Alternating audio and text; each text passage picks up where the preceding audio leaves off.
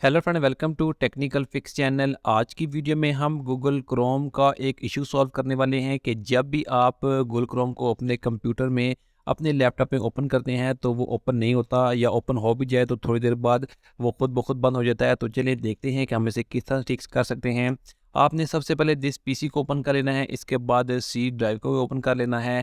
इसके बाद आपने यहाँ से प्रोग्राम फाइल में जाना है और इसके बाद आपने यहाँ पर गूगल को ओपन कर लेना है। गूगल ओपन करने के बाद आपको यहाँ पर अंदर क्रोम का एक ऑप्शन मिलेगा, आपने इसे भी ओपन करना है और इसके बाद आपने यहाँ से एप्लीकेशन को ओपन कर लेना है। यहाँ पर आप देख सकते हैं आपको क्रोम ब्राउज़र दिया गया है, आपने यहाँ पर राइट क्लिक करना है और इसको आपने रीनेम करना है।